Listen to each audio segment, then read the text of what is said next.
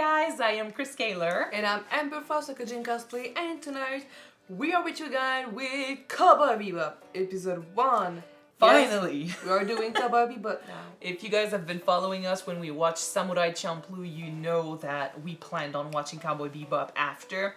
It took us a while to get ready, what with all these new shows that we've been, starting, and October didn't help because, we got a lot of episodes to prepare for October. Spooky stuff, yeah. Yes, but we finally managed to squeeze in a few recording sessions for Cowboy Bebop, and we are excited. And the timing is good because apparently the live action is coming out too. Yeah. So we won't be ready for the live action, but we will watch it once we're done with the show. So I'm excited. We enjoyed Samurai Champloo a lot. The art style was good. The music was amazing. It was inspired by hip hop and stuff, and this I think is inspired by jazz. Ooh. Is it jazz? Well, if I remember the main theme song, yes, I think it is. Maybe. All I know about this is it came out before Samurai Champloo, and it's about a space cowboy. It's cowboy as in, cop. Vigilante, I think. Space cowboy. I could be completely wrong, but it's nice to say space cowboy. So we'll just jump into this and discover why this show is such a fan favorite, why it's such a cult. Probably the rhythm. The rhythm, yeah, kind of like Samurai Champloo. And I'm excited to meet these characters, so let's just start this. Alright. Yes, don't forget to subscribe, guys, if you want to know when these episodes will come out, and check out our Patreon for the full reactions. Let's do this.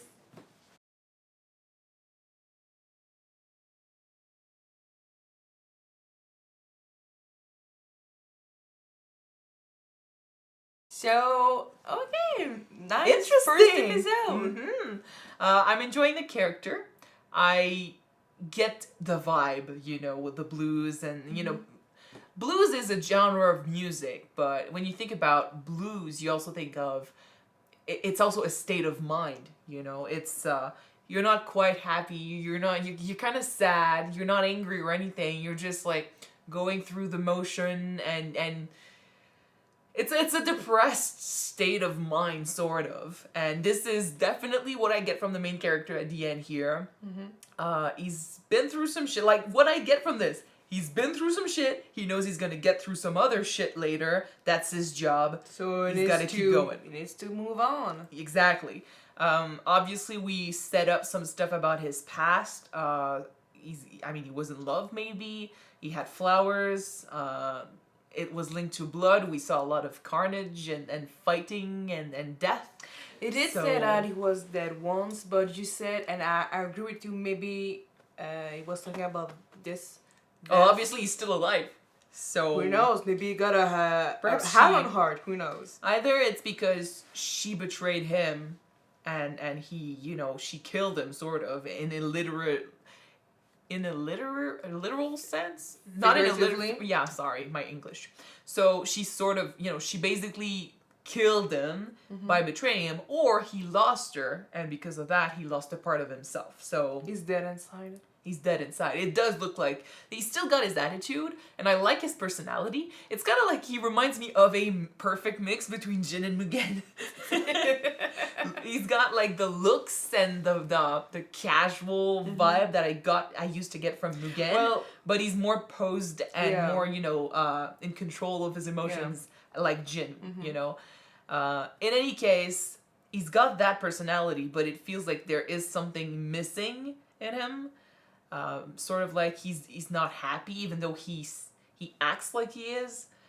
His friend seems to be doing fine, but he clearly... for Spike, if he's not happy, the fact that he acts like it is, it's just a mask or a facade. Like, he doesn't want to attract attention to his problems.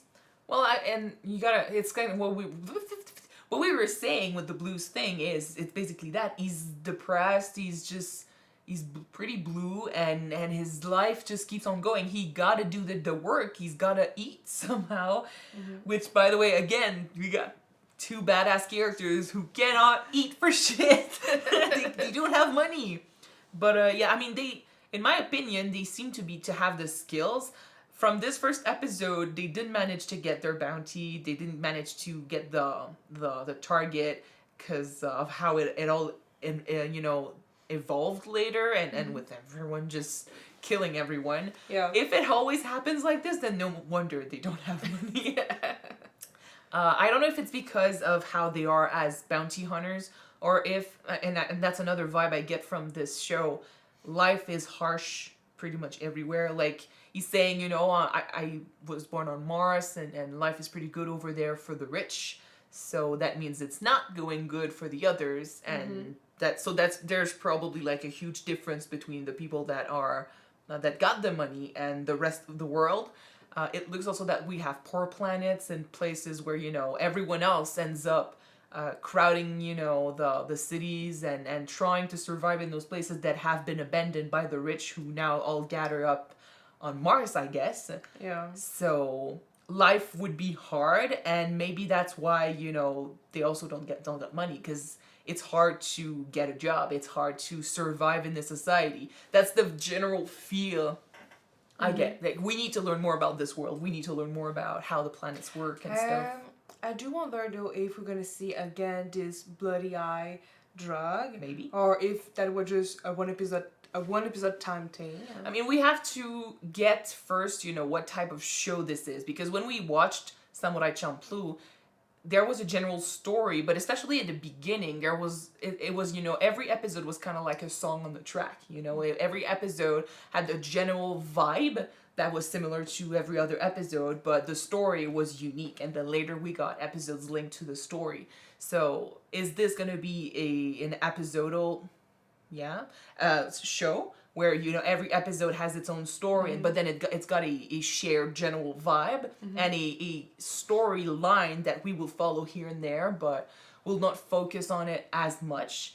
Or is it going to be really a serial show where every episode matters for us to understand the story? We need to discover this first before we can discuss that. But so far, I like the vibe. I like the cowboy, music that we got going on. But I really got huge vibe of Han Solo and Chewbacca. Well, that's kind of like that's what they are. They are cowboys in space. I think that was the description for Han Solo. So, cowboy in space. Yeah, and this is what I get. In French, we say hors la loi. I don't know what word would fit for this. Not vigilante, but well, the bad guy in a western, basically. So the brutes, I guess we'll call them the brutes. Let me look it up. No, but it doesn't matter. In any case, it's this big. that's the vibe I get from them, because usually in movies and TV shows, when we talk about bounty hunters, they're doing a legit job, but it's not technically a legit job, So it's like they're not police officers, so they're above outlaw. Yeah, thank you. We are French, so if you don't know us, sometimes we forgot our English. Yes. So I get an outlaw vibe from them, because, like I said, usually in TV shows you got bounty hunters. They're doing sometimes it's a legit job, but we still get the feel that it's not a legit job, because they're not cops, so they don't have to follow this certain set of rules. They can do basically whatever the hell they want if they follow their own code, which is what we get with outlaws.